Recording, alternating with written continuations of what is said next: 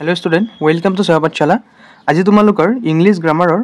Articles যেটো হেৰি আছে পোৰশন আছে আজি ফাৰ্স্ট ক্লাস ইংলিশ গ্ৰামাৰৰ গতিকে তোমালোকে ইয়াৰ পৰৱৰ্তী সময়ত আমি ইংলিশ গ্ৰামাৰৰ আৰু ক্লাছবোৰ ধাপে ধাপে লৈ গৈ থাকিম গতিকে আজিৰ ফাৰ্স্ট ক্লাছত আমি কৰিম আৰ্টিকলছ তোমালোকে কি কৰিবা আমাৰ চেনেলৰ প্লেলিষ্টত গৈ ইংলিশ গ্ৰামাৰৰ এটা প্লেলিষ্ট বনাই থৈছো তাতে তোমালোকে ইংলিশ গ্ৰামাৰৰ ক্লাছখিনি পাই যাবা গতিকে আজিৰ ফাৰ্স্ট ক্লাছত আমি আলোচনা কৰিম আৰ্টিকলছ মানে কি তোমালোকে তো পাইছে আগতে যে এ এন আৰু ডি আৰ্টিকলছ হল এই তিনিটা এতিয়া এই তিনিটাটো জানাই বাক্য এটা যদি তুমি হেৰি কৰা যদি কিবা এটা বস্তু ট্ৰান্সলেট কৰা বা কিবা যদি বনাই লিখিব খোজা এই এ এন আৰু ডিৰ যদি প্ৰয়োগ ভালকৈ নাজানা তোমালোকৰ কি হ'ব এই গোটেই সেন্টেন্সটোই কি হৈ যাব ভুল হৈ যাব গতিকে আৰ্টিকলছটো জনা বহুত দৰকাৰ ফাৰ্ষ্টত মই ধাপে ধাপে তোমালোকক জিৰো লেভেলৰ পৰা গ্ৰামাৰত একদম জিৰো লেভেলৰ পৰা মই গোটেইখিনি ক্লাছ ধাপে ধাপে কৰি থাকিম তোমালোকে স্টেপ বাই স্টেপ মই কৰি থাকিম ক্লাছবিলাক গতিকে তোমালোকে এটা এটাকৈ ক্লাছ চাই থাকিবা আৰু নোটছ কৰি যাবা নোটছ নকৰিলে কিন্তু একো নোৱাৰিবা হা মই ফাৰ্ষ্টতে কৈ দিছোঁ এতিয়া চোৱা আৰ্টিকলছত যোৱাৰ আগতে তোমালোকে ইংলিছ এলফাবেট কেইটাটো জানাই এ বি চি ডি যিখিনি আছে এই কিন্তু জানিবাই ন তাৰে এলফাবেটৰ ভাৱেলখিনি জানিব লাগিব আৰু কনসনেন্টখিনি তোমালোকে জানিব লাগিব কনসনেন্ট তোমালোকে কি কৰা লগে লগে মোৰ লগে লগে নোটছ কৰি যাবা ফাৰ্ষ্টত বুজি ল'বা ইয়াৰ পিছত নোট কৰি ল'বা ভিডিঅ'টো পজ কৰি এছা ভাৱেল কি যে ভাৱেল পাঁচটা এ ই আই ও ইউ তাৰপিছত কনসনেন্ট এইকেইটাৰ বাহিৰে কি হ'ব বি চি ডি ই আছে গতিকে এফ জি এইচ আই আছে J K L M N O vowel তাৰপিছত কি হ'ব M N P Q R S T U vowel গতিকে ভি ডাব্লিউ ইয়াৰ পিছত চোৱা ডাব্লিউ নহ'ব এক্স ৱাইও নহ'ব জেড কাৰণ কিয় ডাব্লিউ আৰু ৱাই কি ছেমি ভাৱেল এইকেইটা ভালকৈ লিখি ল'বা ছেমি ভাৱেল কেইটা দুটা এটা হ'ল ডাব্লিউ আৰু এটা হ'ল ৱাই হ'ল এতিয়া তোমালোকক সেই যে কৈছোঁ আৰ্টিকলছ পঢ়াম আজি গতিকে আৰ্টিকলছ তোমালোকে এটা কথা জানা যে যদি কোনো তোমালোকেতো সৰুতে এনেকৈ শিকিছা না যদি কোনো ভাৱেল থকা শব্দ যেনে এলিফেণ্ট তোমালোকে জানা যে সৰুৰ পৰা এইখিনি শিকিছিলা যে ভাৱেলৰ আগত যদি আচ্ছা কোনো এটা শব্দৰ বা ৱৰ্ডৰ আগৰ বা ফাৰ্ষ্ট যিটো হেৰি থাকে এলফাবেট থাকে সেইটো যদি ভাৱেল থাকে তোমালোকে কি কৰিছিলা এন বহাইছিলা হ'ল এইটো শুদ্ধ হয় তথাপিও কিছুমান নিয়ম আছে যিবিলাক নিয়ম আজি ধুনীয়াকৈ লিখাম এ এন আৰু ডিৰ গতিকে তোমালোকে এইটোতো বুজি পাইছা ন যে ভাৱেলৰ আগত তোমালোকে আগতে এন বহাইছিলা যেনে বলৰ আগত এ বহাইছিলা কাৰণ বলটো কি প্ৰথম লেটাৰটো কি প্ৰথম এলফাবেটটো কি কনসনেন্ট গতিকে তোমালোকে এ বহাইছিলা কাৰণ তোমালোকে সৰুতে পঢ়ি চাই যে কনসনেন্টৰ আগত এ বহে কিন্তু তাৰ উপৰি কেইটামান মানে তোমালোকৰ 9-10ৰ মানে ইম্পৰ্টেণ্ট কেইটামান হেৰি আছে গতিকে সেই নিয়মখিনি ভালদৰে লিখি ল'বা চোৱা আৰ্টিকলছ কেইটা মই কৈছোঁ এ এন আৰু ডি হ'ল এ এন আৰু ডি আৰ্টিকলছ তিনিটা এ এন আৰু ডি এতিয়া চোৱা এই এ আৰু এন এই দুটাক কয় ইনডিফিনাইট আৰ্টিকল কি বুলি কয় ইনডিফিনাইট আৰ্টিকল আৰু এই ডি যিটো আছে এইটোক কয় ডেফিনাইট আৰ্টিকল ধুনীয়াকৈ লিখি ল'বা এতিয়া মই তোমালোকক যিমান পাৰোঁ সহজ নিয়মত বুজাব চেষ্টা কৰিম এই এ যিটো আছে এ আৰ্টিকল সেইটোৰ তোমালোকৰ তিনিটা সূত্ৰ লিখাই দিম সেই তিনিটা সূত্ৰ মুখস্থ কৰিবা চাবা ধুনীয়াকৈ হৈ যাব মই সূত্ৰখিনি লিখি দিছোঁ প্ৰথমে তুমি লিখিবা যে ৱৰ্ডৰ আগৰ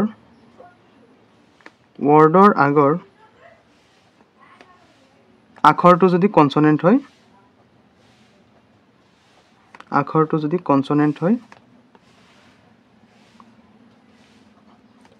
হয় ৱৰ্ডৰ আগৰ প্ৰথম আখৰটো যদি কনসনেন্ট হয় তেন্তে কি হ'ব তেন্তে তাৰ আগত এ বহিব তাৰ আগত কি বহিব এ বহিব যেনে কি হ'ব তুমি যদি কোৱা যে মেংগো MANGO মেংগোৰ আগত কি বহিব এ বহিব হ'ল কাৰণ কিয় কাৰণ মেংগোৰ প্ৰথম ৱৰ্ডটো কি কনসনেন্ট হয় নহয় এই আছোঁ কনসনেন্টত পৰিছে নাই এই যে মই কৈছোঁ কনসনেন্ট এইখিনি এই আছোঁ কনসনেন্ট কি এম আছে গতিকে মেংগোৰ কি বহিব মেংগোৰ আগত এ বহিব বুজি পাইছা আৰু তোমালোকে উদাহৰণ কোৱা তোমালোকে কৈছোঁ যদি কোৱা যে টাইগাৰৰ আগত কি বহিব এ টাইগাৰ হ'ল যদি কোৱা যে বল তোমালোকে যে বল খেলা কি হ'ব এ বল কাৰণ কি বল কি কনসনেন্ট বলৰ প্ৰথম হেৰিটো কি হ'ব বলৰ প্ৰথম আখৰটো কি বি গতিকে বিটো কি কনসনেন্ট গতিকে কি বহিব এ বহিব হ'ল এইটোতো ইজি এতিয়া চোৱা ছেকেণ্ড যিটো আছে সেইটো অকণমান ইম্পৰ্টেণ্ট লগে লগে মুখস্থ কৰি ল'বা ডেইলি পঢ়িবা হা চোৱা ছেকেণ্ডটো মই কৈছোঁ যে যদি তোমাৰ সেকেন্ডটো কৈছোঁ যদি ভাৱেলৰ চোৱা যদি ভাৱেলৰ উচ্চাৰণ ইউ বা ইউৰ দৰে হয় তেন্তে তাৰ আগত এ বহিব থাকিব ভাৱেল তোমালোকে জানা যে ভাৱেলৰ আগতটো কি বহে এ বহে ভাৱেলৰ আগত কি বহে এন বহে ভাৱেলৰ আগত এন বহে কিন্তু ইয়াতে কৈছে ভাৱেল থাকিব কিন্তু উচ্চাৰণ যদি ইউৰ দৰে হয় ভাৱেল থাকিলেতো এন বহিব লাগিলে হেতেন কিন্তু উচ্চাৰণ কিহৰ নিচিনা হ'ব ইউৰ নিচিনা তেতিয়া কি বহিব এন নবহি এ বহিব বুজি পাইছানে চোৱা উদাহৰণ দিলে তোমালোকে পাৰিবা যেনে মই যদি ইয়াতে কওঁ যে তোমাৰ ইউৰোপিয়ান চোৱা উচ্চাৰণটো কিহৰ হৈছে ইউ উচ্চাৰণটো কিহৰ নিচিনা হৈছে ইউ বা ইউৰোপিয়ান গতিকে এইটোৰ আগত কি বহিব এ বহিব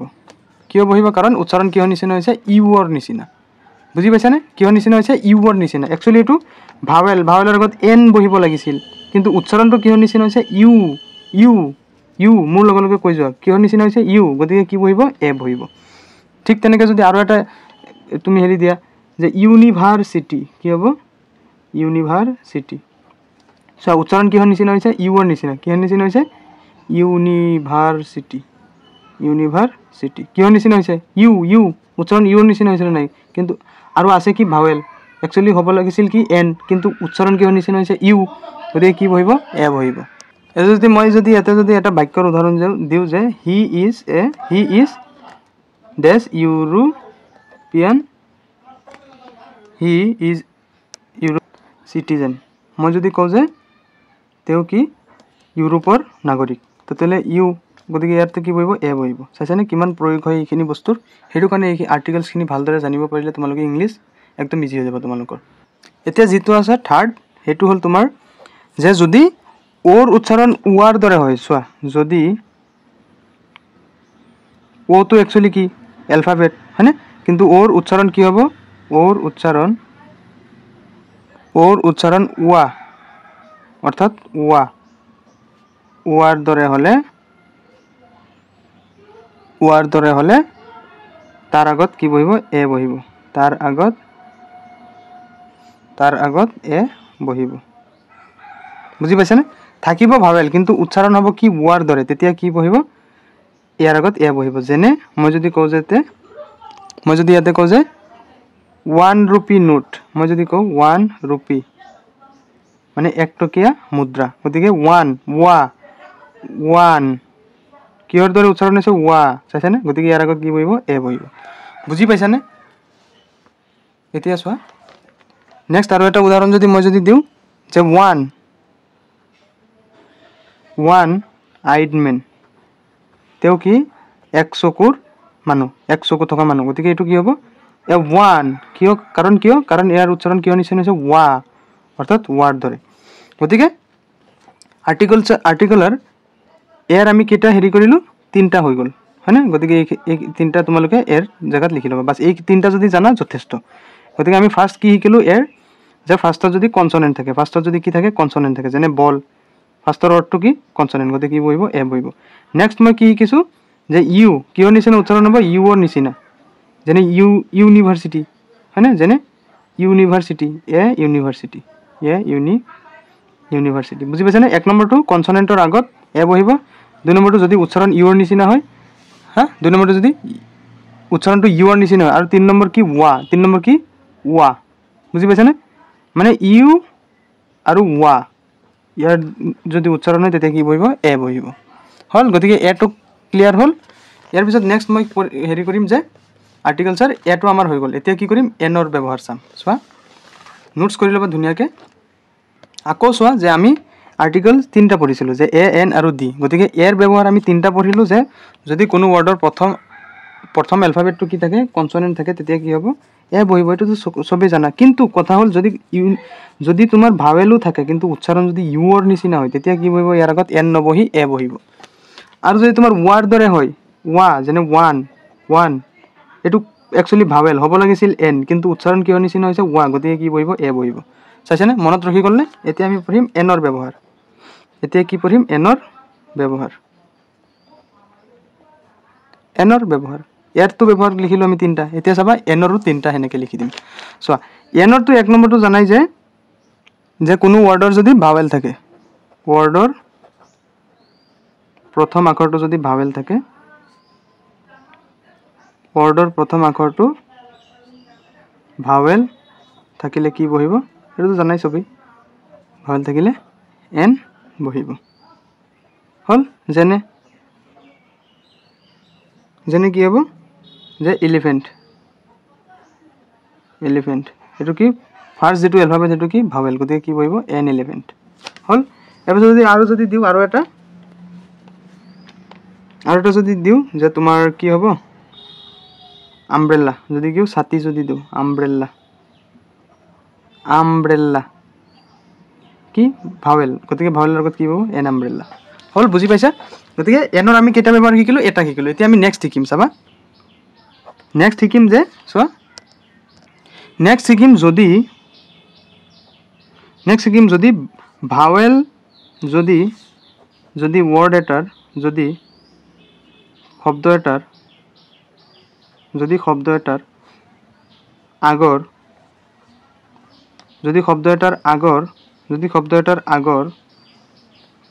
শব্দ এটাৰ আগৰ প্ৰথম এলফাবেটটো প্ৰথম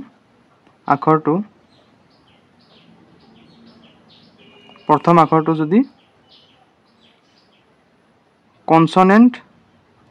থাকে কিন্তু ভাৱেলৰ দৰে উচ্চাৰিত হয় তেতিয়া কি বহিব তাৰ আগত এন বহিব বুজি পাইছানে কৈছে যে যদি শব্দ এটাৰ আগৰ প্ৰথম আখৰটো যদি কনসনেন্ট থাকে কিন্তু ভাৱেলৰ দৰে উচ্চাৰণ হয় যেনে M A he is a M A তেখেত কি এম এ পাস গতিকে চোৱা এম এ এনেকৈ আহিছে নাই উচ্চাৰণটো ফাৰ্ষ্টত কি আহিছে এ আহিছে মানে কি এটো ভাৱেল গতিকে কি বহিব এন বহিব বুজি পাইছানে নাই যদি কওঁ এম বি বি এছ কি হ'ব এম বি বি এছ মানে এ প্লাছ এম হৈছে হয়নে নহয় তেতিয়াহে এম হৈছেগৈ মানে এম বি বি এছ গতিকে ইয়াৰ আগত কি বহিব এন বহিব বুজি পাইছে এইটো যদি মই কওঁ এম এল এ যে তেখেত এজন এম এল এ মানুহ গতিকে কি হ'ব এম এল এ ভাৱেলৰ নিচিনা উচ্চাৰণ হৈছে নাই গতিকে কি বহিব এন এম এল এ যদি কওঁ যে আৰ চি বি ক্ৰিকেট যোনে ভাল পোৱাটো খুব ভাল পাই গৈছা ন আৰ চি বি গতিকে R C be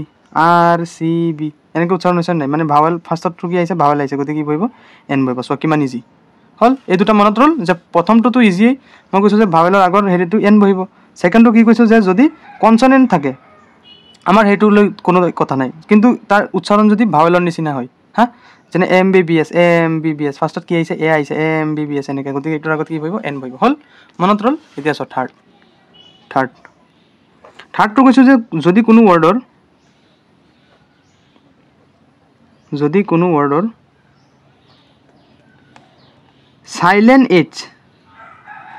silent H অৰ্থাৎ এইচটো যদি উচ্চাৰিত নহয় অৰ্থাৎ এইচটো যদি উচ্চাৰিত নহয় তেন্তে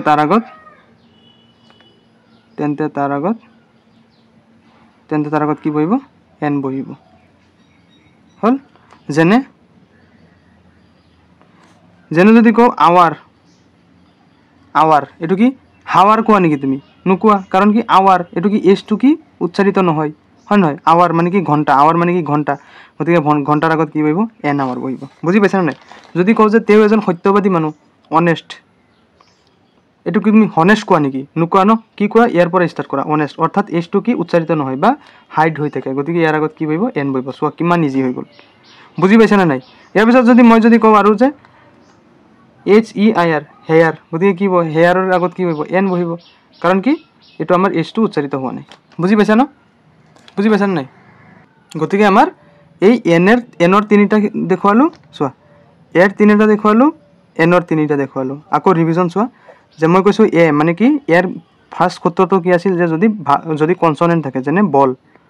এইটোতো ইজিয়ে ন, গতিকে ইয়াৰ আগত কি বহিব এ বহিব, কি বহিব এ বহিব। ইয়াৰ পিছত কৈছোঁ যদি ইউৰ নিচিনা উচ্চাৰণ হয় যেনে ইউৰোপিয়ান, কি বহিব এ বহিব। তাৰপিছত কৈছোঁ যেনে ওৱান, ইয়াৰ আগত কি বহিব এ বহিব। তিনিটা হ'ল ইয়াৰ। এতিয়া চোৱা এনৰ তিনিটা মই কৈছোঁ যে যদি ভাৱেল থাকে যেনে এলিফেণ্ট, এলিফেণ্টৰ প্ৰথম আখৰটো কি ভাৱেল, গতিকে ইয়াৰ আগত কি বহিব এন বহিব।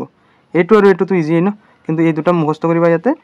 মুখস্থ কি মই যেনেকৈ বুজাইছোঁ মুখস্থ কৰাৰ একো দৰকাৰেই নাই, হয়নে নহয়। তাৰপিছত চোৱা এনৰ মই কৈছোঁ যে ছেকেণ্ডটো হৈছে যদি কনচনেণ্ট থাকে যেনে এম এ, কনচনেণ্ট এমটো এটা কনচনেণ্ট ন, ভাৱেলটো নহয়, কিন্তু ইয়াৰ উচ্চাৰণ কি চোৱা ভাৱেলৰ নিচিনা হৈছে যেনে এম এ, গতিকে ইয়াৰ আগত কি বহিব এন বহিব। বুজি পাইছা। নেক্সট মই কৈছোঁ যে যদি এজটো হাইড হৈ থাকে যেনে আৱাৰ, এজটো যদি হাইড হৈ থাকে তেতিয়া কি বহিব এন বহিব। তো ইয়াতে তিনিটা সূত্ৰ, ইয়াতে তিনিটা সূত্ৰ, 6টা সূত্ৰ বাছ হৈ গ'ল। একদম ইজি নিয়মত তোমালোকৰ মনত ৰখি গ'ল, হ'লনে। গতিকে আৰ্টিকলছৰ এন আমাৰ গ'ল, এন আমাৰ গ'ল। এতিয়া কি আছে অকল ডি আছে। এতিয়া লিখা যে ডিৰ ব্যৱহাৰ, ডিৰ ব্যৱহাৰটো জানাই। চোৱা ডিৰ কোনো নিৰ্দিষ্ট কি নাই, অৰ্থ নাই। ডি মানে য'ত তুমি যদি য'তে বহা দিয়ে তাৰেই অৰ্থ লয়। যেনে যদি কোৱা মানুহজন, মানুহজন কি লিখিবা দা মেন, মেন মানে মানুহ, জন মানে কি ইয়াতে ডিৰ অৰ্থ কি হৈ গ'ল যে জন হ'ল। এতিয়া যদি কোৱা যে দ্য ওমেন, ওমেন মানে কি মহিলা, এতিয়া কি হৈ যাব গৰাকী হৈ যাব, মহিলাজনী। গতিকে ইয়াতে ডিৰ অৰ্থ কি হৈ গ'ল জনী হৈ গ'ল। চ' ইয়াতে জন আছিল, ইয়াতে জনী হৈ গ'ল। এতিয়া যদি কোৱা দ্য পেন অৰ্থাৎ কলমটো, গতিকে ডিৰ অৰ্থ কি হৈ গ'ল টু। গতিকে ডিৰ কোনো নিৰ্দিষ্ট কি নাই, অৰ্থ নাই। বুজি পাইছা। এতিয়া আৰ্টিকলছৰ ডিৰ ব্যৱহাৰ কি হ'ব, বহুত ক্ষেত্ৰত হ'ব। তোমালোকে মই কি কৰিম এটা হেৰিতে তোমালোকক গোটেইখিনি লিখি দিম যে কি কি ব্যৱহাৰ হয়। এটা ষ্টেপ লিখাৰ কোনো দৰকাৰ নাই, হ'ল। তোমালোকে মই যেনেকৈ লিখি দিম তেনেকৈ মুখস্থ কৰি ল'বা। লিখা ফাৰ্ষ্টত যে নদ নদী, সাগৰ মহাসাগৰ, নদ নদী সাগৰ মহাসাগৰ। তাৰপিছত লিখা পৰ্বত পাহাৰ,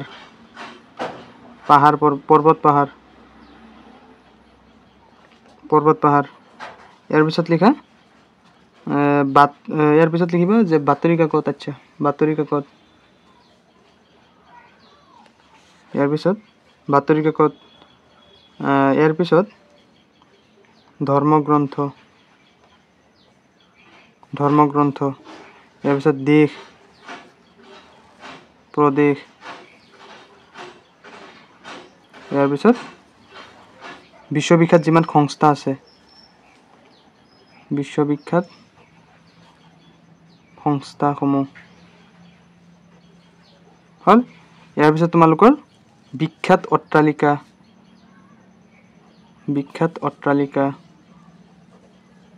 ইয়াৰ পিছত তোমালোকৰ এই পৃথিৱীৰ 7টা আচৰিত বস্তু আছে ন, পৃথিৱীৰ আশ্চৰ্য বস্তুবোৰ,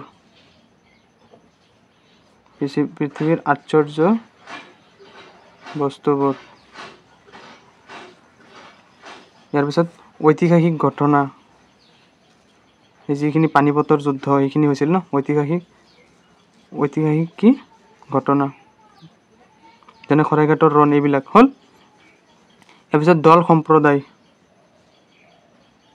সম্প্ৰদায়, যেনে কংগ্ৰেছ দল, বিজেপি দল, এনেকৈ হ'ল। ইয়াৰ পিছত জাতিৰ নাম, চাইছেনে কিমান ডিৰ মানে কোনো হেৰি নাই, জাতিৰ নাম আৰু আহিয়ে থাকিব চাবা। ইয়াৰ পিছত পুৰণি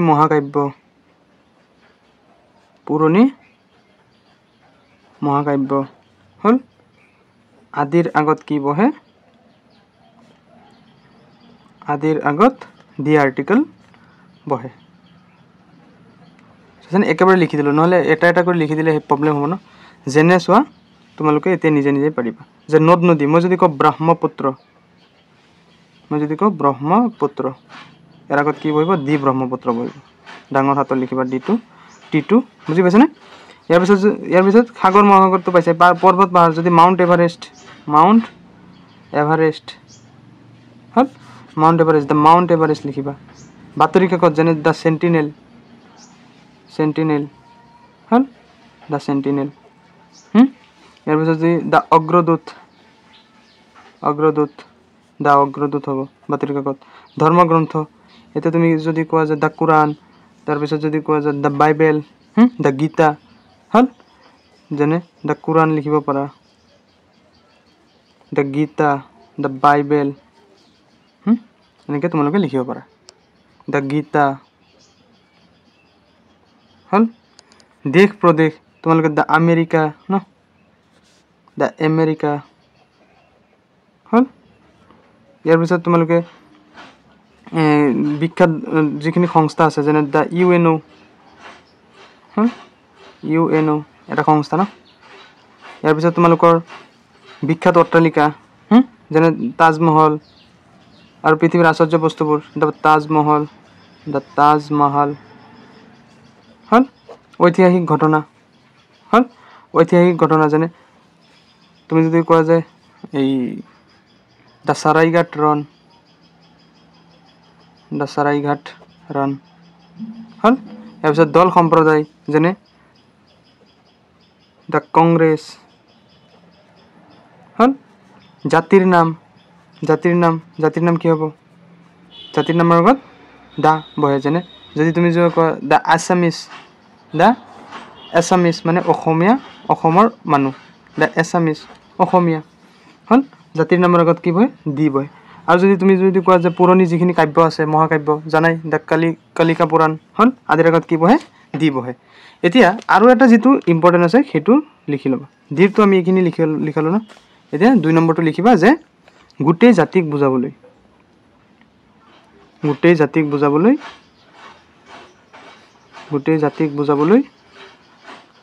সিঙ্গুলাৰ